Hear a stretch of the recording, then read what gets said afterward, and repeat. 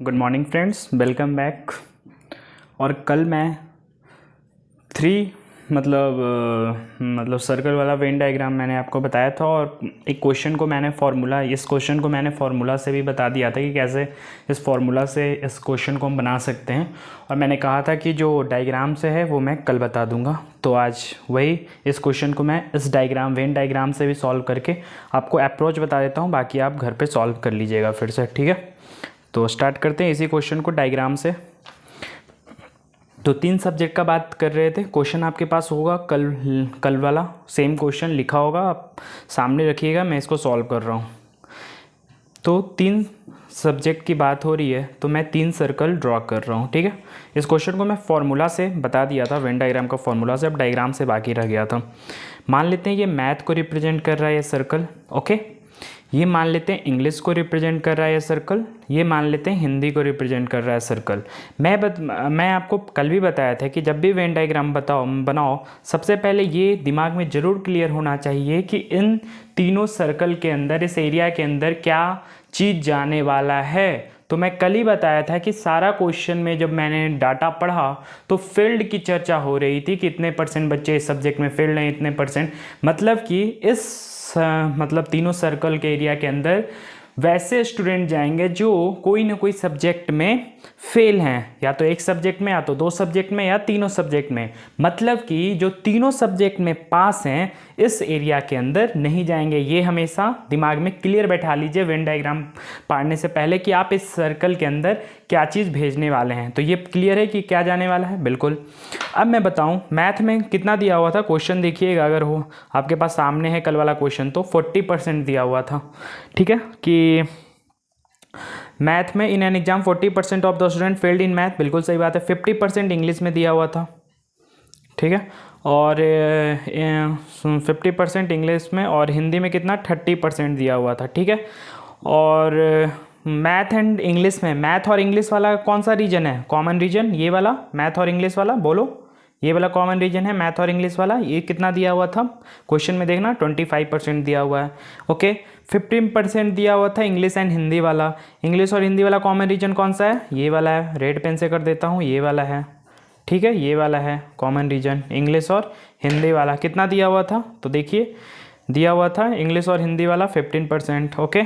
और math and Hindi वाला कितना दिया हुआ था, 22%। मैथ और हिंदी वाला देखो ये वाला है कॉमन रीजन, तो ये कितना दिया हुआ था 22%। और तीनों सब्जेक्ट में तीनों वाला कौन सा दिया हुआ है, जो तीनों में कॉमन हो, ये वाला छोटा सा रीजन, ये कितना दिया हुआ था, ध्यान से पढ़ना, तो 13% दिया हुआ है। कितना 13%, ओके। अब मैं सॉल्व करता हूँ। तो मेरे को ये बताना है कि तीनों सब्जेक्ट में पास कितने स्टूडेंट हैं। तो मैं अगर ये निकाल दूं कि कितने बच्चे क्लास के अंदर फेल हैं, उसको 100% में से सब्ट्रैक्ट कर दूं तो आंसर आ जाएगा, जैसे कल मैं फॉर्मूला से बताया था आपको, ठीक है। तो इसमें यही चीज़ निकालने जा रहे हैं। तो एक बात बताओ, ये पूरा मैथ का सर्कल है, ठीक है, पूरा मैथ का सर्कल है ना। तो ये मैथ का सर्कल कितना है, 40% है। अगर मैं ये कॉमन रीजन, ये तीनों, ये वाला कॉमन रीजन को, ये वाला कॉमन, ये सारे कॉमन रीजन को मैं अगर सब्ट्रैक्ट कर दूं ओवरऑल मैथ में से, तो क्या निकल जाएगा, जो सिर्फ और सिर्फ मैथ में पास है, ठीक है। तो कितना है पास, तो देखते हैं। ये अगर 13% है, ये छोटा वाला रीजन, ये छोटा वाला रीजन कितना है 13%, और ये पूरा रीजन कितना है 25%। तो ये जो बच गया ये वाला रीजन, ये कितना आ जाएगा, 13 में से 12 को सब्ट्रैक्ट कर दो, कितना आएगा 12%। बोलो कोई क्लियर, कोई दिक्कत, कितना आया, ये इतना छोटा सा रीजन कितना आया 12%। कैसे, ये पूरा रीजन 25%, छोटा वाला रीजन कितना दिया हुआ है 13%, तो ये बच गया रीजन कितना 12%, ठीक है। उसी तरह से इधर भी है, ये पूरा रीजन कितना दिया हुआ है 15%, और ये छोटा वाला रीजन कितना 13%, तो ये बाकी जो रीजन आएगा वो कितना आएगा 2%। कितना, ये वाला रीजन देखो, ये वाला 2%। उसी तरह से ये पूरा रीजन, इसमें कितना दिया हुआ है 22%, और ये छोटा वाला रीजन कितना दिया हुआ है 13%, ठीक है। तो बच गया जो रीजन, ये वाला कितना रीजन आएगा 9%, ठीक है। तो अब 40 में से जब कॉमन रीजन को घटा दें, किसको किसको, 13% को, ये वाला छोटा सा रीजन, फिर ये वाला रीजन को घटा दें, कितना है ये 12, और ये वाला रीजन जो अभी निकला कितना 9। तो ये ऑनलाइन मैथ में आ जाएगा क्या, बोलो, समझ में आ रहा है। तो 40% में से क्या क्या घटाओ, 12, 13 और 9, कितना 13 9 21, 21 और 13 9 22 और 12, कितना 22 और 12 कर लो, कितना आएगा 34। 34 आया ये कॉमन रीजन, तो 34 में से जब 40 घटा देंगे तो कितना बचेगा 6%, जो सिर्फ और सिर्फ मैथ में पास है। बोलो समझ में आ रही है कैसे? 13 प्लस 9 प्लस 12 में से जब इसको घटा देंगे 40, तो 12 9 21 21 और 13 कितना 34, और 40 में से जब 34 घटाएंगे तो 6% सिर्फ और सिर्फ मैथ में पास है। उसी तरह से इधर कर लोगे, ओनली इन इंग्लिश वाला निकाल लोगे। किसको किसको सब्ट्रैक्ट करोगे? देखो मैं अभी बता देता हूँ, 2% को, 13% को, और ये जो आया 12% को, तो ओनली इन इंग्लिश वाला आ जाएगा। उसी तरह से हिंदी वाला निकाल लोगे। किसको किसको सब्ट्रैक्ट करोगे? 9%, 13% और ये वाला जो आ गया, इसको सब्ट्रैक्ट कर लोगे तो ओनली इन हिंदी वाला आ जाएगा। बिल्कुल सही बात है। अब देखो क्या करना है, अब ये टोटल एरिया निकालना है कि कितने परसेंट बच्चे फेल्ड हैं। उसमें से 100% को सब्ट्रैक्ट कर देंगे तो क्या निकल जाएगा? ओनली पास वाला निकल जाएगा, जो तीनों सब्जेक्ट में पास है। तो ये पूरा सर्कल कितना है 40%, तो ये आ गया एरिया 40%। ये पूरा सर्कल को अब मैंने ले लिया। ध्यान रखना कौन कौन सा सर्कल मैं ले लिया हूँ। ये पूरा सर्कल ले लिया हूँ 40%, तो बच गया क्या? इतना और बच गया। तो ये ओनली इन इंग्लिश वाला है इतना रीजन, तो ये हम निकाल लेना ओनली इंग्लिश वाला कितना परसेंट आएगा। फिर ये वाला रीजन बच गया, ये वाला रीजन कितना दिया हुआ है 2%, और ये वाला रीजन जो बच गया ये वाला देखो पेन से सब, तो ये कौन सा रीजन है? ओनली इन हिंदी वाला। तो प्लस क्या आएगा? ओनली इन हिंदी वाला परसेंटेज ऐड कर लेना, प्लस ये वाला रीजन अभी एरिया में बच गया है, प्लस कितना 2% ये वाला रीजन, और ये वाला रीजन जो भी आएगा ओनली इन इंग्लिश में कितने परसेंट बच्चे फेल हैं, जो भी आएगा वो क्या कर दो, सबको ऐड कर देना। 40% plus only in Hindi plus 2% ये वाला एरिया छोटा सा, प्लस ओनली इन इंग्लिश वाला जो भी आएगा ऐड करके उसको 100 में से सब्ट्रैक्ट कर लेना। ये जो भी जोड़ के आएगा वो क्या निकल जाएगा, कितने परसेंट बच्चे फेल्ड हैं, उसको क्या कर देना 100 में से सब्ट्रैक्ट कर देना। तो आंसर क्या आ जाएगा? जो तीनों सब्जेक्ट में पास है। ये मैंने क्यों किया? क्योंकि ये पूरा जो सर्कल का एरिया है वो क्या रिप्रेजेंट कर रहा है, कितने परसेंट बच्चे फेल्ड हैं क्लास के अंदर। तो उसको 100 में से सब्ट्रैक्ट कर देंगे तो जो बचेंगे वो तीनों सब्जेक्ट में पास हैं। तो कैसे ये वाला पूरा निकलेगा, कितने परसेंट बच्चे पास हैं? तो ये पूरा सर्कल ले लेना पहले, तो ये 40% आ गया पूरा सर्कल में से, ये 40% आ गया फर्स्ट सर्कल में से। अब कौन कौन सा एरिया बच गया? ये तो पहला एरिया आ गया। देखो ध्यान से देखना, ये वाला जो मैं लाइन सर्कल पार रहा हूँ ये वाला का एरिया आ गया, तो बच गया क्या? इतना सा एरिया। ये वाला एरिया कौन सा है? जो सिर्फ और सिर्फ हिंदी वाला है, तो हिंदी वाला निकाल लेना, ऑनलाइन हिंदी वाला कितने परसेंट बच्चे फेल हैं। फिर ये वाला एरिया को भी लेना है, और फिर कौन सा ये तो 2% है, और फिर बच गया कौन सा? ये छोटा सा ये वाला और एरिया बच गया। तो ये किसके लिए है? ऑनलाइन इंग्लिश में कितने परसेंट बच्चे फेल्ड हैं वो निकाल लेना। तो ओवरऑल सारा एरिया मैंने निकाल लिया, ये ऐड करके कितने परसेंट बच्चे फेल्ड हैं, तो उसको सब्ट्रैक्ट कर देना किस में से? 100 में से। तो ये थोड़ा सा ये क्या कहते हैं वेन डायग्राम से भी आप लोग समझ सकते हैं। और ये कब मदद करता है वेन डायग्राम का फॉर्मूला? जब आप ये क्वेश्चन तो आप फॉर्मूला से भी कर सकते हो तो जैसे कल किए, लेकिन ये वेन डायग्राम कब मदद करता है? जब ये पूछ दे आपसे क्वेश्चन में कि ओनली इन मैथ में कितने परसेंट बच्चे ये फेल हैं, तो कितने हैं 9%। डायरेक्ट आप वेन डायग्राम से देख सकते हो, लेकिन जो फॉर्मूला लगाओगे तो थोड़ा सा मतलब ये पुट करना पड़ेगा वैल्यू, तो थोड़ा सा टाइम टेकिंग है। लेकिन ये डायग्राम से तो कंप्लीटली पता चल रहा है ना कि अगर ओनली इन मैथ में पूछे कि कितने परसेंट बच्चे फेल हैं तो 9%। ऑनली इन इंग्लिश वाला भी निकाल ही लोगे, पूरा इंग्लिश में से कॉमन रीजन को सब्ट्रैक्ट कर दोगे, तो उसी तरह से ऑनलाइन हिंदी वाला तो ये क्लियर दिख रहा है। बाकी आप और ये ओवरऑल भी निकाल लोगे कि तीनों सब्जेक्ट में कितने परसेंट बच्चे ये पास हैं, वो भी निकल जाएगा। घर पे ट्राई करना, कल आप लोग आंसर अगर दिक्कत हो तो कमेंट बॉक्स में आंसर बता सकते हो, फिर मैं आपको आंसर रीचेक कर दूंगा। मैं आप पूरा हिंट दे दिया कैसे बनेगा, कल फॉर्मूला से ही बता दिया था। आज आगे का प्रोसेस चालू करते हैं। ओके, आज का क्वेश्चन है, if 16.66% less then A plus B and B plus C जो है 66.66% more than C, find A is what percent of C। देखो इस प्रकार का क्वेश्चन करने का तरीका क्या होना चाहिए? बेस्ट तरीका मतलब जैसे कि ये देखो, सबसे पहले मैं कुछ इंट्रो दे देता हूँ आपको, उसके बाद मैं इस क्वेश्चन को सॉल्व करूँगा। ठीक है, 1 मिनट पेज लेने दीजिए। जैसे कि आप लोग परसेंटेज जो भी मैंने शुरू से तो लेक्चर नहीं लिया परसेंटेज का, क्वेश्चन सीरीज से ही किया, बट मैं इतना तो आप लोग कुछ बता ही सकता हूँ शॉर्ट में। जैसे कि परसेंटेज का क्वेश्चन आता है ना, तो परसेंटेज के चैप्टर में भी आप रेशियो का यूज, परसेंटेज को कन्वर्ट कर सकते हो रेशियो में और फ्रैक्शन में। ठीक है, मतलब कि आप बोल सकते हो कि परसेंटेज का जो एक और भाई है वो रेशियो है, और इसका एक और छोटा भाई है फ्रैक्शन है। मतलब परसेंटेज जहाँ भी देखो आप उसको फ्रैक्शन में भी कन्वर्ट कर सकते हो और रेशियो में। इससे क्या बेनिफिट होता है? इन तीनों चीज़ को जब फ्रैक्शन में कन्वर्ट कर लेते हैं ये परसेंटेज को या रेशियो में, तो इससे क्या मतलब बेनिफिट होता है कि आसानी से क्वेश्चन सॉल्व हो, मतलब बहुत सारा क्वेश्चन आसानी से सॉल्व हो जाता है इससे। जब आप फ्रैक्शन में कन्वर्ट कर लोगे परसेंटेज को या रेशियो में, तो उससे ट्रांसपेरेंसी आ जाती है क्वेश्चन में कि क्लियर दिखने लगता है कि इसका वैल्यू ये पता चल रहा है तो इसका वैल्यू निकालना है। तो ये हेल्प होता है कि परसेंटेज जहां भी दिखो तो सबसे पहले इसे क्या करो, फ्रैक्शन या रेशियो में कन्वर्ट करने की कोशिश करो। जैसे कि 25% दिया हुआ है तो इसको आप फ्रैक्शन में कन्वर्ट कर लो। जैसे फ्रैक्शन में क्या होगा 1/4, ये तो पता ही है कि 25/100 कितना होता है 1/4, समझ में आ रहा है। और अगर इसको रेशियो में कन्वर्ट करना है, रेशियो मतलब अगर मान लो कि कोई भी नंबर दिया हुआ है, ओरिजिनल नंबर को हम लोग क्या मान सकते हैं, कल भी एक फर्स्ट लेक्चर में बताया था कि इसको रीड कैसे किया जाता है कि 4 का 25% क्या होगा 1, 4 का 25% क्या होता है 1। इसका मतलब अगर कोई क्वेश्चन में ओरिजिनल नंबर मानने का जरूरत पड़े तो हम लोग क्या डायरेक्टली मान सकते हैं, 4 मान सकते हैं, डिनोमिनेटर को ही माना जाता है। ठीक है, याद रखिएगा क्यों, क्योंकि हमको 4 का 25% पता है ना भाई कितना होता है 1। इसका मतलब अगर दिया हुआ है कि न्यू नंबर जो है वो 25% ऑफ ओरिजिनल नंबर का हो गया, मतलब कि अगर ओरिजिनल नंबर 4 है तो 4 का 25% हो गया क्या, न्यू नंबर। और 4 का 25% क्या होता है, अभी दिखा रहे हैं कि 4 का 25% कितना होता है 1, मतलब कि जो ओरिजिनल नंबर हो गया वो कितना हो गया 1। तो 1:4 में नंबर आ गया कि ओरिजिनल नंबर 4 मान लिया मैंने और न्यू नंबर कितना हो गया 4 का 25%, ये हो गया।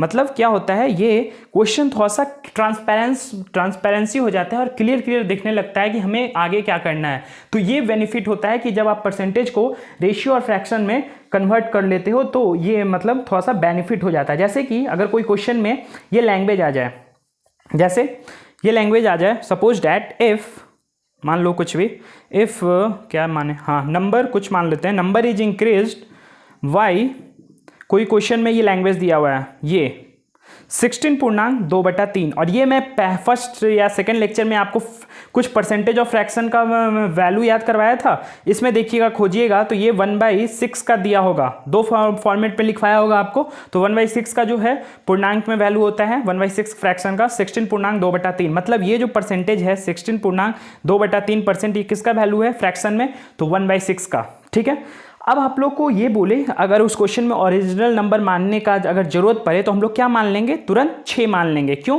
क्योंकि 6 अगर मानेंगे तो 6 का 16.2/3% क्या पता है हमको, 1 पता है। मतलब कि अगर ये क्वेश्चन में सपोज दैट ये बोले कि जो न्यू नंबर है वो ओरिजिनल नंबर का 16.2/3% बढ़ गया, मतलब कि अगर ओरिजिनल नंबर 6 है तो 16 इसका जो है 16.2/3% बढ़ गया न्यू नंबर, मतलब इस 6 का 16.2/3% क्या हो गया 1, मतलब कि 1 बढ़ गया और ये न्यू नंबर हो गया कितना 7। मतलब ओरिजिनल नंबर ये था और न्यू नंबर है, मान लो क्वेश्चन में दिया होगा ऐसे कि 16.2/3% जो है वो नया नंबर बढ़ गया ओरिजिनल नंबर से। अगर ओरिजिनल नंबर 6 है तो 6 का 16.2/3% क्या होता है 1 होता है। यही ना रीड करते हैं कि 6 का 16.2/3% क्या होता है 1, मतलब 6 से जो न्यू नंबर हो गया वो क्या हो गया 1 बढ़ गया, 1 बढ़ गया मतलब 7। यही क्वेश्चन में अगर ऐसे बोल देता कि ओरिजिनल नंबर जो है 16.2/3% से घट गया तो क्या कर देते, ओरिजिनल नंबर को तो 6 ही मानते और 6 का 16.2/3% क्या होता है 1, लेकिन 1 से ये क्या हो गया अब घट गया। क्वेश्चन में क्या बोल रहा है कि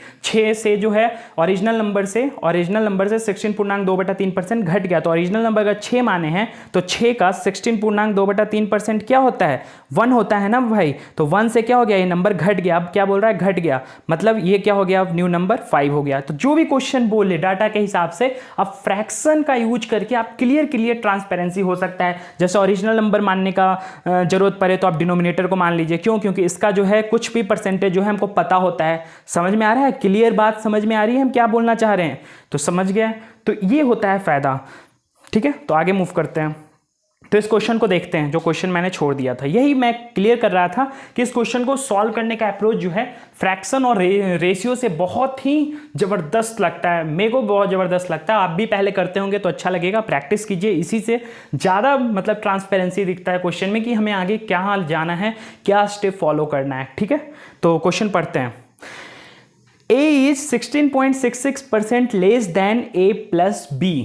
पहले इस लाइन का मतलब समझ रहे हैं कि A जो है 16.66% जो है वो क्या है लेस देन है किससे, B, A प्लस B से है। ठीक है, A प्लस B से क्या है लेस देन है कितना 16.66%। तो एक बात बताओ 16.66% जो है वो किसका वैल्यू होता है, ये आपको याद है 16.66% जो है वो किसका वैल्यू होता है? अगर आप लोग याद किए होंगे परसेंटेज ऑफ फ्रैक्शन वाला जो मैंने लिखवाया था, तो आपको उसमें क्लियर दिया हुआ था कि 16.66% किसका वैल्यू होता है, ये परसेंटेज में किसका होता है। तो आप लोग देखिएगा, अगर टेबल नहीं याद है तो आपको बहुत याद करने की ज़रूरत है, क्योंकि आप ये निकालते रहिएगा परसेंटेज से फ्रैक्शन वैल्यू, उसमें 1-1.5 मिनट या 2 मिनट आपका चला जाएगा, वो आप टाइम यूज करके कहीं और लगा सकते हैं। तो समझ में आ रहा है ये याद करने का कितना बेनिफिट होता है। और यही सब आएगा डाटा जो या तो मल्टीपल हो गया, मान लो कि इसका मल्टीपल दे दे परसेंट, तो क्या कर देते, इसको 2 से मल्टीप्लाई और कर देते। लेकिन ये तो याद है ना भाई कि 16.66% जो है वो 1/6 का वैल्यू होता है। तो ये झट सी ना हम लोग परसेंटेज को फ्रैक्शन में लिख लिए। अब देखो क्वेश्चन में क्या बोल रहा है, A is 16.66% less than A plus B से, मतलब ए प्लस बी से जो ए है वो 16.66% कम है। तो किसके रिस्पेक्ट में कम है, तो a प्लस बी के रिस्पेक्ट में कम है ना, तो जिसके रिस्पेक्ट में कम है ना, तो उसी को ये डिनोमिनेटर वाला नंबर मान लो। जैसे कि मैं पीछे अभी बता रहा था कि ओरिजिनल नंबर मानने का अगर जरूरत पड़े तो हम लोग डिनोमिनेटर वाला मान लेते हैं, फ्रैक्शन वाला, जो भी फ्रैक्शन में डिनोमिनेटर उसको ओरिजिनल नंबर मान लेते हैं क्वेश्चन में जरूरत पड़े। उसी तरह से जैसे कि a जो है 16.66% लेस है किससे, a प्लस बी से, किसके रिस्पेक्ट में बात कर रहा है a का, तो a प्लस बी के रिस्पेक्ट में बात कर रहा है। तो जिसके रिस्पेक्ट में बात कर रहा है उसको डिनोमिनेटर वाला नंबर एज्यूम कर लो। तो a प्लस बी को मैंने क्या एज्यूम कर लिया, 6 एज्यूम कर लिया। यहां पे कोई परेशानी, कोई दिक्कत तो बोलो, आगे बढ़ते हैं। ठीक है, ए प्लस बी को मैंने क्या एज्यूम कर लिया, जिसके रिस्पेक्ट में बात करें, जैसे ए का किसके रिस्पेक्ट में बात कर रहा है, कितना परसेंट लेस है किससे, 16 ए प्लस बी से। तो ए प्लस बी को मैंने क्या किया, फ्रैक्शन वाला डिनोमिनेटर वाला नंबर मान लिया कि ये कितना है, 6 है। अब ये बताओ ए जो है 16.66% इससे कम है, तो 6 का 16.66% कितना होता है, हमको पता है कि 1 होता है। मतलब ए जो है वो ए प्लस बी से कितना कम है, 1 कम है ना भाई। मतलब ए जो है वो 6 में से 1 कम करोगे तो 5 हो गया। समझ में आ रहा है कितना फ्रैक्शन का बेहतरीन यूज है ये सब क्वेश्चन में। तो खेलिए, फ्रैक्शन और रेशियो से जितना परसेंटेज में हो सके उतना खेलिए, बहुत ही मजा आएगा। जैसे फिर से मैं रिकॉल करवाता हूं, ए जो है वो 16.66% लेस है ए प्लस बी से। तो मैं ये बोल रहा हूं कि 16.66% का फ्रैक्शन वैल्यू आपको याद करवाया था, कितना होता है, 1/6 होता है। अब ये मैंने बोल रहा हूं कि a जो है किसके रिस्पेक्ट में कम है, 16.66%, a प्लस बी के रिस्पेक्ट में कम है ना। तो a प्लस जिसके रिस्पेक्ट में बात किया जाए उसको डिनोमिनेटर वाला फ्रैक्शन वाला नंबर एज्यूम कर लो। तो a प्लस बी कितना मैंने एज्यूम किया, 6, और a जो है वो 16.66% a प्लस बी से कम है। तो 6 का 16.66% कितना होता है, 1। मतलब a जो है वो 6 से कितना कम है, 1। मतलब a जो है कितना है, 5 है। पहला लाइन क्लियर हो गया। ये समझाने के लिए मैं इतना बार बोल रहा हूं, जितना प्रैक्टिस करोगे फटाफट लिखते जाओगे ये चीज। फिर आगे पढ़ते हैं। एंड b प्लस सी जो है वो 66.66% किससे कम, ये मोर देन है किससे, सी से। मतलब b प्लस सी जो है वो 66.66% मोर है किससे, सी से। अब दूसरा लाइन को जो बोल रहा है वो लिखते हैं। 16.66% क्या होता है, किसका फ्रैक्शन वैल्यू होता है, याद है 33.33% जो होता है वो 1/3 का होता है, याद करो। तो 13.33% का ये डबल है, मतलब कि 66.66% किसका फ्रैक्शन में वैल्यू है, इसको डबल कर दो, 2/3 बट हो गया। फ्रैक्शन वैल्यू इसका पता हो गया, तुरंत निकालने का जरूरत क्या है, कुछ नहीं, अगर आपको याद है तो 16.66% मतलब 2/3। अब क्वेश्चन में क्या बोल रहा है, b प्लस सी जो है वो 16.66% मोर है किससे, c से मोर है। मतलब b प्लस सी का किसके रिस्पेक्ट में बात किया जा रहा है, c के रिस्पेक्ट में बात किया जा रहा है। जिसके रिस्पेक्ट में बात किया जा रहा है उस फ्रैक्शन को क्या एज्यूम कर लेते हैं, वही वाला डिनोमिनेटर वाला नंबर एज्यूम कर लेते हैं। मतलब इसमें c क्या हो गया, 3 एज्यूम कर लें, तो b प्लस सी क्या होगा, 16.66% मोर है किससे, c से। मतलब b प्लस सी जो है वो 16.66 ज्यादा है किससे, c से। तो 16.66% कितना होता है, 2 होता है। ये 3 का 16.66% कितना होता है, 2। मतलब b प्लस सी जो है वो c से कितना ज्यादा है, 2, क्योंकि 16.66% ही ज्यादा है ना, क्वेश्चन में दिया हुआ है। हमको ये पता है कि 3 का 16.66% कितना होता है, 2। मतलब b प्लस सी कितना होगा, 3 से 2 ज्यादा कितना, 5। सिंपल, सब कुछ पता चल रहा है हमको। क्वेश्चन अब क्या पूछ रहा है, फाइंड करो कि a जो है कितना परसेंट है c का। इसको आप लिख सकते हो क्या, इस लैंग्वेज को ये क्या पूछना चाह रहा है, find a is what percent of c। ये लाइन आपको लिखना आना चाहिए, ये बहुत जगह यूज हो सकता है। ए का पूछ रहा है कि कितना % है सी का, तो इसको लिखने का तरीका A/C/100 होता है। याद रखिएगा कि जिसका पूछ रहा है और जिसके रिस्पेक्ट में पूछ रहा है ना, हमको क्या निकलवा रहा है, फाइंड एज व्हाट % ऑफ सी, मतलब जिसके रिस्पेक्ट में पूछ रहा है वो हमेशा डिनोमिनेटर में आएगा और जिसका पूछ रहा है वो न्यूमरेटर में इंटू 100 कर लेना। जैसे कि अगर एज्यूम डेट अगर ये पूछता क्वेश्चन में find V is what % of D, तो इसको कैसे लिखते हैं, B/D इंटू 100, सिंपल। समझ में आ रहा है? तो क्वेश्चन में हमसे यहां पे क्या पूछना चाह रहा है, A/C इंटू 100। अब A और C का वैल्यू पता है तो बिल्कुल हमको देखो यहां से A प्लस बी कितना पता है, 6 पता है, यहां से A कितना पता है, 5 पता है, यहां से C कितना पता है, 3 पता है, और यहां से B प्लस C कितना पता है, बोलो, यहां से B प्लस C कितना पता है, 5 पता है। तो यहां से जब C रखोगे तो यहां से B का वैल्यू कितना आएगा, यहाँ पे C रख दो तो B का वैल्यू यहाँ से क्या होगा, सेकंड इक्वेशन से 2 आएगा, और ये फर्स्ट इक्वेशन में जब A का वैल्यू 5 रखो, सॉरी A का वैल्यू 5 रखोगे तो B का वैल्यू कितना आ जाता, 1 आ जाता। अब एक बात बताओ, ऊपर वाला में तो B का वैल्यू 1 आ रहा है और नीचे वाला इस 66.66% को जब ये वाला इक्वेशन को सॉल्व करते हैं तो B का वैल्यू 2 आ रहा है। तो ऐसा हो सकता है क्या कि एक में B का वैल्यू 1 आ जाए और एक में B का वैल्यू 2 आ जाए, ऐसा कभी पॉसिबल है ये फ्रैक्शन में? मतलब दोनों तो B ही है ना, दोनों तो B ही को रिप्रेजेंट कर रहा है, तो एक में 1 आ रहा है एक में 2 आ रहा है, बिल्कुल नहीं। क्यों? क्योंकि हम ये रेशियो चैप्टर में पढ़े थे, याद करिए रेशियो चैप्टर में आप लोग ये पढ़े होंगे। जैसे A/B अगर आपको दिया हुआ है मान लीजिए 2:3 और B/C मान लो दिया हुआ है 1:4, आपसे क्वेश्चन पूछता था कि A/B/C का कंबाइन रेशियो बताओ क्या होता था, तो वहां पे क्या करते थे कि A जो है वो 2 को रिप्रेजेंट कर रहा है, 2 एग्जैक्ट वैल्यू नहीं है, 2 यूनिट को रिप्रेजेंट करता था, ऐसे बोलते थे ना रेशियो में, और B जो है किसको रिप्रेजेंट कर रहा है, 3 को। यहाँ पे B लेकिन किसको रिप्रेजेंट कर रहा है, 1 को, यहाँ पे C 4 को। तो ऐसा हो सकता है कि ये भी B है ये भी B है लेकिन वैल्यू में तो अलग अलग है, तो ऐसा हो सकता है? बिल्कुल नहीं हो सकता है, क्योंकि दोनों जगह तो B ही है ना, तो दोनों जगह वैल्यू भी सेम हो दिखना चाहिए ना। तो यहाँ पे हम लोग उस टाइम क्या करते थे रेशियो में, इसको इन दोनों के एलसीएम, मतलब यहाँ पे 3 रिप्रेजेंट कर रहा है B, यहाँ पे 1 रिप्रेजेंट कर रहा है, इन दोनों का एलसीएम कितना होगा, 3 होगा, तो दोनों को सेम बना लेते थे B को, किससे, एलसीएम से दोनों जगह मल्टीप्लाई करके। तो ऊपर भी 3 से मल्टीप्लाई कर दो, नीचे भी 3 से मल्टीप्लाई कर दो, तो अब क्या बन जाएगा, A/B दोनों जगह मल्टीप्लाई हो जाएगा 3 से, कितना 6:9 हो जाता। नीचे क्या हो जाएगा, B/C जो है कितना बन जाएगा, कितना बन जाएगा, जब दोनों जगह 3 से मल्टीप्लाई यहां भी करोगे तो 3 कितना बन जाएगा, ओ यार सॉरी यार, जैसे मान लो A/B जो है वो कितना दिया हुआ है क्वेश्चन में, 2:3 रहता, B/C जो है कितना दिया हुआ रहता, 1:4 रहता।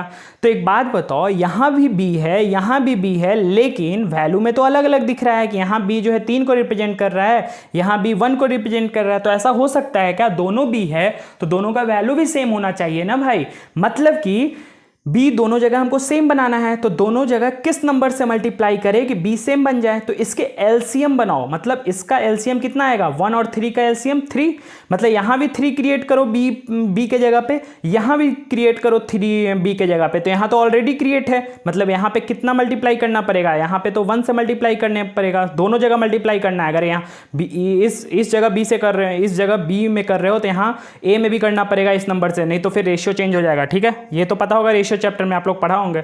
तो यहाँ पे ही 3 क्रिएट करना है, क्यों, क्योंकि एलसीएम क्रिएट करना है दोनों B के जगह पे, जितना एलसीएम है उसको क्रिएट करना है। तो 3 तो यहाँ क्रिएट हो गया है ऑलरेडी, 1 से जब मल्टीप्लाई किए, तो यहाँ पे 3 क्रिएट करने के लिए B के जगह पे क्या करना पड़ेगा, 3 से मल्टीप्लाई करना पड़ेगा दोनों जगह पे। तो अब बताओ A/B का रेशियो क्या हो गया, 2:3 हो गया ऊपर, और जब नीचे मल्टीप्लाई किए 3 से तो क्या हो गया, 3:12। अब देखो 3 बन गया B के जगह पे, यहाँ भी B 3 को रिप्रेजेंट कर रहा है, यहाँ भी B 3 को रिप्रेजेंट कर रहा है, तो कंबाइंड रेशियो क्या हो गया, A/B/C का। ऐसे तो निकालते थे रेशियो चैप्टर में, क्या हो गया, यहाँ A जो है 2 को रिप्रेजेंट कर रहा है, B जो है 3 को रिप्रेजेंट कर रहा है, C जो है 12 को, तो ये कंबाइन रेशियो आता था। नहीं तो एक और तरीका होता था इसको निकालने का, या तो B को सेम बना के निकाल लो, या ऐसे भी आप लोग पढ़े होंगे रेशियो चैप्टर में, ऐसे इसको मल्टीप्लाई करो, इसको मल्टीप्लाई करो और ऐसे मल्टीप्लाई करो, तो ऐसे मल्टीप्लाई करोगे तो कितना आएगा 2, ऐसे मल्टीप्लाई करोगे डायगोनली तो कितना आएगा 3, और ऐसे करोगे तो कितना आएगा 12, तब भी क्या आता है A/B/C का रेशियो देखो सेम ही आएगा, 2:3:12। और यहाँ भी करते थे ऐसे, क्या करते थे, दोनों जगह B सेम बना लेते थे। B कैसे सेम बनाते थे, जो भी B का वैल्यू करस्पॉन्डिंग रिप्रेजेंट करता है, इन दोनों का एलसीएम ले लेते थे, एलसीएम जितना आएगा उतना ही बी दोनों जगह पे क्रिएट कर देते थे। एलसीएम कितना आ रहा है 3, मतलब यहाँ भी क्रिएट करना है 3 बी को, यहाँ भी क्रिएट करना है 3, तो 3 तो ऑलरेडी यहाँ क्रिएट था इसलिए यहाँ दोनों जगह 1 से मल्टीप्लाई होगा। यहाँ पे 3 नहीं क्रिएट था तो यहाँ 1 था, तो 1 को 3 बनाने के लिए क्या करते हैं 3 से मल्टीप्लाई करते हैं, तो दोनों जगह यहाँ पे 3 से मल्टीप्लाई होता। तो समझ में आ रहा है। तो यही कॉन्सेप्ट वहाँ यूज हो रहा था। कैसे, इस इक्वेशन को जब सॉल्व किए तो b का वैल्यू 1 आ रहा था, और जब इस इक्वेशन को सॉल्व किए तो b का वैल्यू 2 आ रहा था। ये कैसे संभव है भाई, यहाँ भी b को रिप्रेजेंट कर रहा है, यहाँ भी b रिप्रेजेंट हो रहा है, मतलब दोनों जगह हमको सेम बनाना पड़ेगा b को। दोनों जगह सेम बनाने के लिए b को किससे मल्टीप्लाई किया जाता है, दोनों के एलसीएम से। 1 और 2 का एलसीएम कितना होगा 2, मतलब दोनों जगह b को कितना बनाना है 2 बनाना है। जब 1 को 2 बनाना है तो यहाँ पे किससे मल्टीप्लाई करेंगे 2 से, और यहाँ तो 2 ऑलरेडी बना हुआ है, मतलब यहाँ पे कर दो 1 से। जब b में 1 से कर रहे हो तो हर जगह इसके हर जगह पार्ट पे 1 से मल्टीप्लाई होगा। b प्लस सी में भी 1 से मल्टीप्लाई होगा, c में भी 1 से मल्टीप्लाई होगा, b में भी मल्टीप्लाई होगा, नहीं तो ये फ्रैक्शन और रेशियो चेंज हो जाएगा ना भाई। मतलब इस इक्वेशन में अगर b को 1 से मल्टीप्लाई कर रहे हो ये सब पार्ट में, तो हर जगह 1 से मल्टीप्लाई करना पड़ेगा। c को भी b प्लस सी को भी 1 से मल्टीप्लाई कर दोगे तो 5 को 1 से मल्टीप्लाई करने कोई फर्क नहीं पड़ेगा। यहाँ अगर b को मल्टीप्लाई कर रहे हो 2 से तो a प्लस b को भी मल्टीप्लाई करना पड़ेगा 2 से, a को भी मल्टीप्लाई करना पड़ेगा कितना 2 से। तो अब रेशियो और फ्रैक्शन चेंज होगा नहीं होगा, क्यों, क्योंकि अब b सेम बन गया। क्यों, क्योंकि उस टाइम b अलग अलग दिख रहा था इसलिए हमको b को सेम बनाना पड़ा, क्योंकि हमको रेशियो में ये पता है कि अगर b दोनों जगह b है तो सेम वैल्यू ही तो रिप्रेजेंट करना चाहिए ना। अगर b करस्पॉन्ड कर रहा है b तो दोनों जगह b ही है ना, तो उसका वैल्यू अलग कैसे हो सकता है। समझ में आ रहा है कुछ। तो ये रेशियो का कॉन्सेप्ट हम यहाँ पे यूज कर रहे थे। तो यहाँ पे b का वैल्यू कितना आ गया 2 आ गया, और a का वैल्यू कितना आया जब 2 से मल्टीप्लाई किए तो 10 आ गया, 10 a का वैल्यू मिल गया, और c का वैल्यू कितना मिल गया जब 1 से मल्टीप्लाई किए तो 3 आ गया। तो क्वेश्चन में क्या पूछ रहा था a अपॉन c इंटू 100 ही तो पूछ रहा था, तो a का वैल्यू कितना मिल गया 10 और c का वैल्यू कितना मिला 3 इंटू 100, तो 10/3 इंटू 100 कितना हो गया बोलो। यहाँ इसको सॉल्व करने के लिए क्या, या तो 1000 को 3 से डिवाइड करो, नहीं तो हमको ये पता है कि 1/3 इंटू 100 कितना होता है 33.33%। याद करवाए थे कि 1/3 का जो वैल्यू होता है 33.33%, उसको 10 से मल्टीप्लाई कर दो तो ये आंसर आ जाएगा। बोलो समझ में आ रहा है कुछ। तो ये आंसर आ जाएगा, या तो 1000 को 3 से मल्टीप्लाई करके आंसर ले आओ। एक बार मैं फिर से इस क्वेश्चन को बताता हूँ कि कैसे क्वेश्चन को सॉल्व किया है मैंने, ठीक है। जैसे कि a इज 16.66% था, लेस था किससे a प्लस सी से। तो मैंने कहा कि परसेंटेज को सबसे पहले फ्रैक्शन बना लो। सो 16.66% का जो फ्रैक्शन वैल्यू होता है वो कितना होता है, आप लोग को ये पता होना चाहिए कि 16.66% जो होता है वो 1/6 को रिप्रेजेंट करता है, ठीक है। अब मैं बोल रहा हूँ कि a का जो बात चल रहा है a 16.66% लेस है किससे, a प्लस सी से लेस है, मतलब a जो है किसके रिस्पेक्ट में बात किया जा रहा है, a प्लस b है ना, ये a प्लस बी के रिस्पेक्ट में बात किया जा रहा है। तो a प्लस बी को ही क्या कर लो, फ्रैक्शन वाला डिनोमिनेटर वाला नंबर एज्यूम कर लो। जिसके रिस्पेक्ट में बात किया जा रहा है, जिसके रिस्पेक्ट में, उसको डिनोमिनेटर वाला नंबर एज्यूम कर लो। तो a प्लस बी जो है 6 बन गया। अब a जो है वो a प्लस बी से 16.66% कम है, तो 6 का 16.66% कितना होता है 1 होता है, मतलब a जो है वो 6 से कितना कम है 1 कम है। तो 6 से जब 1 कम करोगे तो 5 आ गया। तो ये तो ऐसी हमको पता चल रहा है, जब फ्रैक्शन एज्यूम कर लेते हैं तो कितना इजी होता है नंबर को मानना, कैसे कैसे तुरंत अपना वैल्यू निकल रहा है, ठीक है। उसी तरह से अब सेकेंड लाइन पढ़ो, b प्लस सी जो है वो 16.66%। अब सेकेंड वाला जो लाइन बोल रहा है इसका मतलब देखते हैं। 16.66% का मतलब क्या होता है, 33.33% होता है 1/3। 66.66% उसका डबल होता है, मतलब ये 2/3 को रिप्रेजेंट कर रहा है। और ये b प्लस सी जो है किसके रिस्पेक्ट में बात कर रहा है, c के रिस्पेक्ट में। तो c को ही ये डिनोमिनेटर वाला नंबर एज्यूम कर लो, तो c जो है वो 3 हो जाएगा, ठीक है। और b प्लस सी जो है वो 16.66% ज़्यादा है ना किससे, c से, मतलब b प्लस सी जो है वो 16.66% c से ज़्यादा है। 3 का 16.66% कितना होता है 2, मतलब 3 से 2 ज़्यादा है, तो इसको क्या हो गया 5 हो गया b प्लस सी। अब एक बात बताओ, जब इन दोनों को सॉल्व करके b का वैल्यू निकालेंगे तो कितना आएगा, यहाँ पे 2 आएगा, और इन दोनों को जब सॉल्व करके b का वैल्यू निकालेंगे तो 1 आएगा। तो एक बात बताओ, ये भी b को रिप्रेजेंट कर रहा है, ये भी b को रिप्रेजेंट कर रहा है, लेकिन वैल्यू तो दोनों अलग अलग दिखा रहा है। मैंने अभी रेशियो वाला एग्जाम्पल एग्जाम्पल दिया था, जैसे रेशियो के चैप्टर में सॉल्व करते थे, रेशियो निकालते थे, जब बी का वैल्यू अलग अलग करस्पॉन्ड करता था तो बी को सेम बनाते थे, फिर कंबाइन रेशियो निकालते थे। अभी मैंने एग्जाम्पल दिया था ना रेशियो वाला। इसका मतलब जो यहाँ बी का वैल्यू है यहाँ भी वही होना चाहिए। तो बी को वैल्यू को सेम बनाने के लिए क्या करते हैं, जो यहाँ वैल्यू रिप्रेजेंट कर रहा है बी का और यहाँ जो रिप्रेजेंट कर रहा है, दोनों का एलसीएम ले लो। यहाँ पे 1 रिप्रेजेंट कर रहा है, यहाँ पे 2, 1 और 2 का एलसीएम कितना होता है 2, मतलब दो जो है वो दोनों जगह बी में क्रिएट करो। तो यहाँ पे 2 क्रिएट करने के लिए, एलसीएम क्रिएट करने के लिए 1 और 2 का 2 होगा, तो यहाँ पे 2 क्रिएट करने के लिए 2 से मल्टीप्लाई करना पड़ेगा। यहाँ तो ऑलरेडी क्रिएट है तो यहाँ पे 1 से मल्टीप्लाई कर दो। अगर यहाँ बी में मल्टीप्लाई की हो तो यहाँ भी 2 से तो करना पड़ेगा ना भाई, जैसे कि रेशियो वाला एग्जाम्पल में मैंने किया था। कहाँ था रेशियो वाला एग्जाम्पल, अभी करवाया था ना रेशियो वाला एग्जाम्पल, कहाँ गया, हाँ ये देखो, अगर मैं इस जगह पे मल्टीप्लाई कर रहा था, इसमें बी में मल्टीप्लाई कर रहा था तो ए में भी करना पड़ रहा था ना ऊपर वाला पार्ट में, और नीचे वाला पार्ट में अगर 3 से मल्टीप्लाई कर रहे थे बी में तो सी में भी तो नीचे मल्टीप्लाई करना पड़ रहा था, नहीं तो रेशियो ही चेंज हो जाता। उसी तरह से ये भी बोल रहा हूँ मैं कि अगर इस पार्ट में अगर 1 से मल्टीप्लाई कर रहे हो बी के पार्ट में, तो यहाँ भी बी प्लस सी में 1 से मल्टीप्लाई करो, सी में भी 1 से मल्टीप्लाई करो। उसी तरह से बी में अगर 2 से मल्टीप्लाई कर रहे हो तो यहाँ भी 2 से करो, ए में भी और ए प्लस बी में भी। तो अब आ गया जो वैल्यू पूछ रहा है, जैसे ए क्या निकल के आया 10 निकल के आ गया 5 × 2, और सी कितना निकल के आया 3 × 1 3। और क्वेश्चन में क्या पूछ रहा था, ए इज व्हाट परसेंट ऑफ सी, मतलब ए अपॉन सी इंटू 100 पूछ रहा था, जिसके रिस्पेक्ट में पूछता है वो नीचे आता है। तो ए का वैल्यू कितना है 10/3 × 100, और या तो 1000 को 3 से डिवाइड करके आंसर निकालो, या हमको ये पता है कि 1/3 × 100 का वैल्यू क्या होता है 33.33%, और उसको 10 से मल्टीप्लाई करना है तो इसको 10 से मल्टीप्लाई कर दो तो ये आंसर निकल जाएगा। कितना आएगा आंसर बोलो, इसको 10 से मल्टीप्लाई करोगे तो क्या आएगा, ये थोड़ा सा शिफ्ट हो जाएगा डेसिमल, 33.33% आएगा, मतलब 333.3% आएगा। समझ में आ गया ये क्वेश्चन। तो ये बेनिफिट होता है कि अगर परसेंटेज का आपको फ्रैक्शन वैल्यू पता है तो किसको क्या एज्यूम करना है ये समझ में आ रहा है। एक और क्वेश्चन इसके बेसिस पे करवाते हैं, उसके बाद में कल करवाऊंगा, ठीक है। A is 33.33% of B plus C plus D. अब ये बताओ 33.33% का फ्रैक्शन वैल्यू अभी बताया था कितना होता है 1/3। ये तो आपको याद करना पड़ेगा भाई, अगर ये याद नहीं करना है तो आपको टाइम दीजिए, फिर इसका फ्रैक्शन वैल्यू निकालिए जैसे डिवाइड करके निकालते हो। नहीं याद होता है तो डेली पढ़ो, 10 ही पढ़ो लेकिन डेली पढ़ो। मैं इतना क्यों बोलता हूँ, मेरे को जितना मैं बोलूँगा ना मेरे लिए बेनिफिट होगा। अगर आपको ये लगता है कि ये बस ऐसे ही बकता है तो नहीं, मैं अपना भी फायदा के लिए ही बकता हूँ कि मुझे बहुत दिन तक याद रहे। तो डेली पढ़ो, डेली एक बार रीड करोगे तो डेली बस रीड करते रहो, आप रटो नहीं, डेली बस रीड करो, वो एक ना एक दिन आपको लगेगा कि मेरे को याद ही हो गया, ठीक है। और कोई बोलता है याद ही नहीं होता, जितना जब तक नहीं याद हो ना जब तक पढ़ो, कैसे नहीं याद होगा। बहुत कुछ फिल्मी डायलॉग गाना ये सब याद हो जाता है, तो ये क्यों नहीं याद होगा। तो बस रीड करो, मैं ये नहीं बोल रहा हूँ रटो, रीड बस एक दिन डेली इसको करते रहो, ठीक है।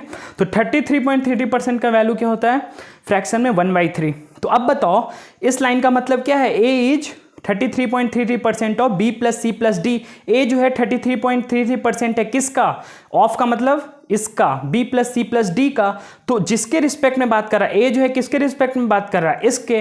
तो इस चीज को मैं ये फ्रैक्शन वाला नंबर एज्यूम कर लूँ, अभी बताया था, ठीक है। एज्यूम करने में नंबर कितना सहूलियत होता है, तो 3 एज्यूम कर लो जिसके रिस्पेक्ट में बात कर रहा है। अब ए जो है 33.33% है किसका, B plus C plus D का। तो 3 का 33.33% कितना होता है, अभी मैं इसको रीड कैसे किया जाता है, 3 का 33.33% कितना होता है 1 होता है, मतलब ए जो है कितना हो गया 1 हो गया। समझ में आ गया। ए जो है 33.33% है किसका, B plus C plus D का। तो B plus C plus D मैंने 3 एज्यूम किया, तो 3 का 33.33% कितना होता है 1 होता है, यहां से देख लो। समझ में आ रहा है। तो ये दोनों नंबर एज्यूम हो गया। आगे देखते हैं। And C is 16.66%। 16.66% का फ्रैक्शन वैल्यू कितना होता है 1/6। तो ये लेस है किससे, a plus B plus D का। तो ये किसके रिस्पेक्ट में c बात कर रहा है, तो a plus B plus D के रिस्पेक्ट में बात कर रहा है। तो ये नंबर एज्यूम क्या हो गया 6 डिनोमिनेटर वाला। अब c जो है 16.66% कम है किससे, a plus B plus D से। तो 6 का 16.66% क्या होता है 1 है, मतलब कि जो c है वो 6 से 16.66% कितना होता है 1 कम है, मतलब 6 से 1 कम करोगे तो कितना आएगा 5 होगा।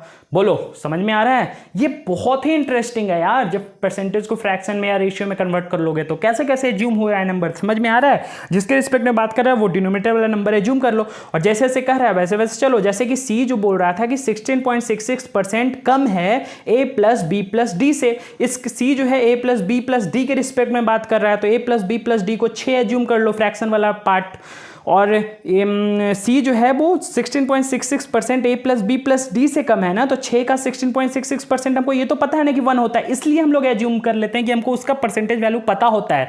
जैसे 6 का 16.66% क्या होता है, 1 होता है, तो 6 से 1 कम कर दो, क्योंकि लेस की बात कर रहा है कि सी जो है लेस है इतना परसेंट, तो 6 से जब 1 कम करोगे तो सी कितना आ गया, 5 आ गया। अब एक बात बताओ, यहाँ पे जब a plus B plus C plus D करोगे तो कितना आ रहा है, 4 आ रहा है। देख लो a का वैल्यू कितना 1 है और b plus C plus D का वैल्यू कितना है 3 है। ऐसा भी रेशियो में आपको लोग क्वेश्चन किए होंगे, मैं रेशियो जब लाऊंगा क्वेश्चन सीरीज उसमें भी ऐसा क्वेश्चन कराऊंगा, याद रखिएगा। a plus B plus C plus D का वैल्यू कितना है, 4 है। एग्जैक्ट 4 नहीं है पर 4 यूनिट के तो बराबर है ना, वो यूनिट का वैल्यू मेरे को नहीं पता, लेकिन 4 है ना, रेशियो में यही बोला जाता है ना कि 4 यूनिट, और यूनिट का वैल्यू जो होता है उससे मल्टीप्लाई करके एग्जैक्ट वैल्यू निकल जाता है। लेकिन 4 हम लोग मतलब फॉर्मली लैंग्वेज में तुरंत बोल देते हैं कि 4 है, लेकिन एग्जैक्ट वैल्यू रेशियो में 4 नहीं होता है, उसका कुछ यूनिट होता है, वो यूनिट से मल्टीप्लाई करना पड़ता है। वो रेशियो चैप्टर में क्वेश्चन करवाऊंगा तो समझ में आएगा। लेकिन यहाँ पे इतना तो समझ में आ रहा है ना कि a plus B plus C plus D का वैल्यू कितना, दोनों को ऐड करो तो 4, और यहाँ पे a plus B plus C plus D का वैल्यू कितना मिल रहा है, देखो ध्यान से 11। तो एक बात बताओ, यहां भी a plus B plus C plus D को रिप्रेजेंट कर रहा है, यहां भी a plus B plus C plus D को रिप्रेजेंट कर रहा है। पिछले वाला क्वेश्चन में क्या था, b का वैल्यू अलग अलग आ रहा था, यहां पे क्या आ रहा है a plus B plus C plus D का ही वैल्यू अलग अलग आ रहा है। ऐसा हो सकता है दोनों जगह a plus B plus C plus D को रिप्रेजेंट कर रहा है, मतलब दोनों को सेम बनाना पड़ेगा। तो यहाँ पे 4 है, यहाँ पे 11 है, तो 4 और 11 का एलसीएम कितना होता है, 44। तो दोनों जगह 44 क्रिएट करना पड़ेगा। यहाँ पे 44 क्रिएट करने के लिए किससे मल्टीप्लाई करना पड़ेगा, 11 से। यहाँ पे 44 क्रिएट करने के लिए किससे मल्टीप्लाई करना पड़ेगा, 4 से। अगर यहाँ पे 4 से मल्टीप्लाई हुआ तो हर जगह 4 से होगा, बोलो ना। यहाँ पे 11 से हुआ तो हर जगह होगा 11 से, समझ में आ रहा है। तो अब क्या क्वेश्चन में पूछ रहा था, सी इज व्हाट परसेंट मोर और लेस देन ए, तो ए के रिस्पेक्ट में निकलवा रहा है सी का, मतलब सी जो है कितना परसेंट मोर है या लेस है किससे, ए से। मतलब सी जो है वो ए से कितना परसेंट मोर और लेस है, मतलब सी जो है कितना परसेंट ए से लेस और मोर है। किसके रिस्पेक्ट में बात कर रहा है, ए के रिस्पेक्ट में, तो हमेशा डिनोमिनेटर में ही आएगा, इनटू 100 कर दें। यही तो चीज निकलवाना चाह रहा है तुमसे क्वेश्चन में। जैसे कि पिछला क्वेश्चन में क्या था, देखो find A is what percent of C, तो ए जो है कितना परसेंट सी का था, तो सी के रिस्पेक्ट में बात कर रहा था तो सी नीचे आया था और ए ऊपर आया था न्यूमरेटर में, इनटू 100 यही तो निकलवाए थे। और इस क्वेश्चन में क्या पूछ रहा है, सी इज व्हाट परसेंट मोर और लेस देन ए, या तो ए से सी कितना ज्यादा है, मतलब या सी जो है कितना कम है ए से, लेकिन ए के रिस्पेक्ट में बात कर रहा है तो ए तो नीचे ही आएगा ना, बोलो समझ में आ रहा है, ए तो नीचे ही आएगा। या तो सी ए से ज़्यादा हो या कम हो, ये न्यूमरेटर में आएगा, समझ में आ रहा है। या तो सी ए से ज़्यादा कितना ज़्यादा हो या कम हो, ये तो बात की बात है, लेकिन ए तो हम डिनोमिनेटर में ही आएगा, क्यों, क्योंकि इसके रिस्पेक्ट में बात कर रहे हैं। तो अब एक बात बताओ, सी का वैल्यू कितना आया यहाँ से, 20 आया, सी का वैल्यू कितना आया 20 आया, और क्या ए का वैल्यू कितना आया 11 आया, 1 × 11। तो बताओ सी जो है ए से कितना ज़्यादा है, 9 ज़्यादा है, तो न्यूमरेटर में कितना क्या जाएगा, 9 जाएगा।